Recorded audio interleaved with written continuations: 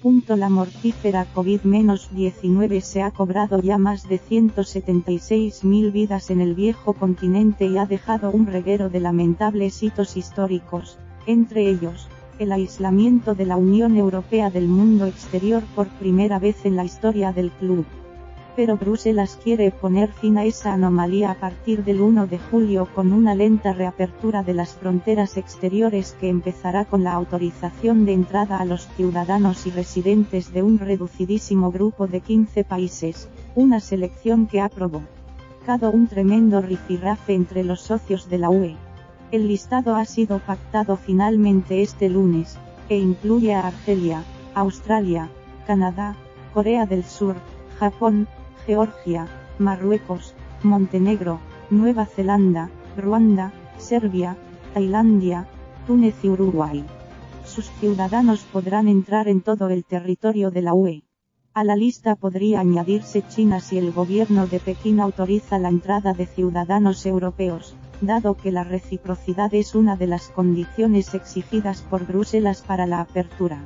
La nómina de los 15 países ha sido pactada este lunes por los representantes permanentes de los Estados miembros ante la UE, tras varias semanas de negociación con una recta final que se inició el pasado viernes y que ha prolongado el regateo durante el pasado fin de semana.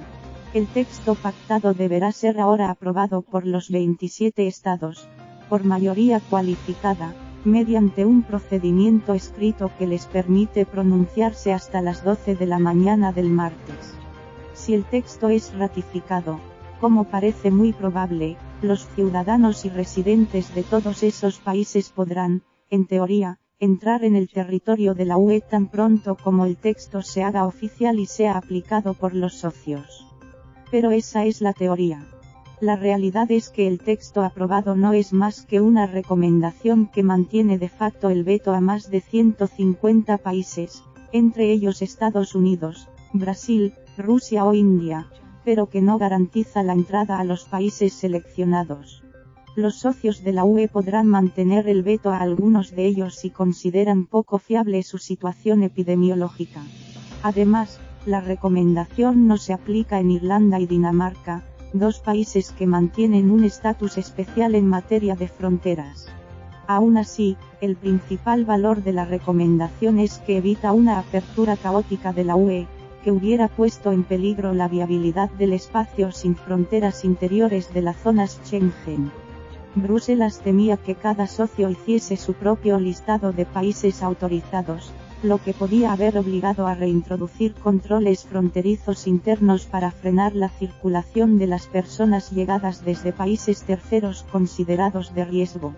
El temor a que Schengen se quiebre, como ocurrió al principio de la pandemia, todavía existe, pero el acuerdo sobre los países seguros lo reduce considerablemente.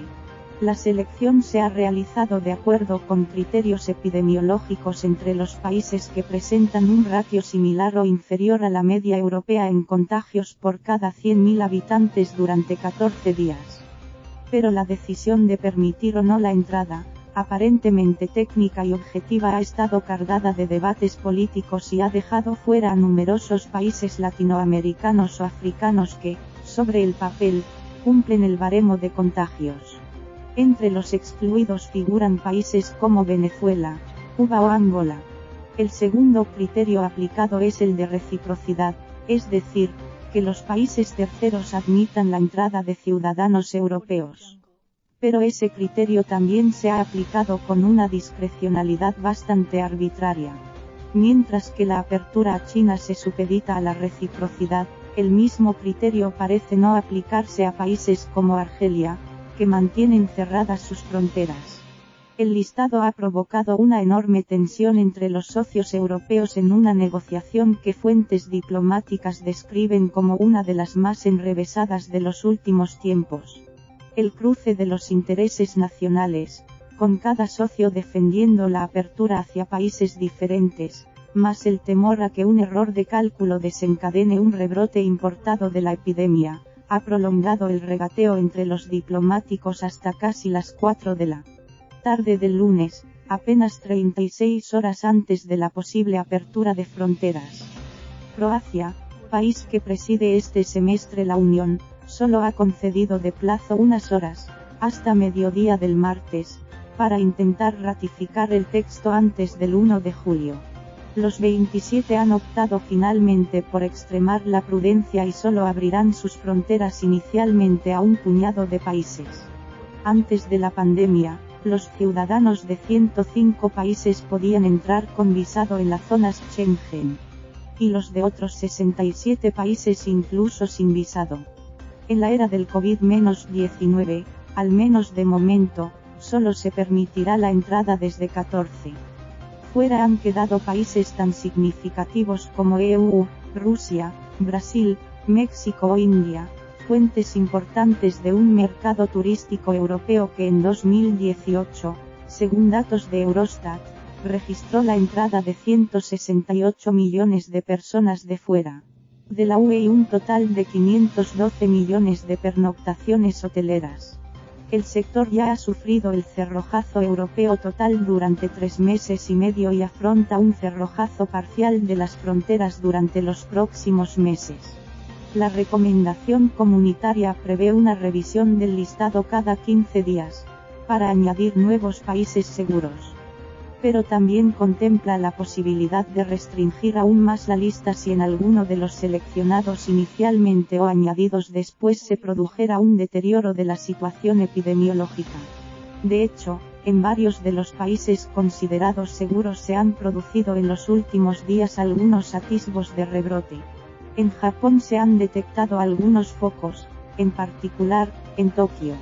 En Australia, la pasada semana se produjo el primer fallecimiento por COVID-19 en más de un mes y se ha desplegado el ejército para contener un brote en el estado de Victoria. Y en Marruecos, aunque la incidencia de la pandemia ha sido limitada hasta ahora, en los últimos 14 días registra más de 3.3000 casos nuevos de infección, según la Agencia Europea de Control de Enfermedades, ECDC. Información sobre el coronavirus. Aquí puede seguir la última hora sobre la evolución de la pandemia. Así evoluciona la curva del coronavirus en España y en cada autonomía. Buscador, la nueva normalidad por municipios. Preguntas y respuestas sobre el coronavirus. Guía de actuación ante la enfermedad.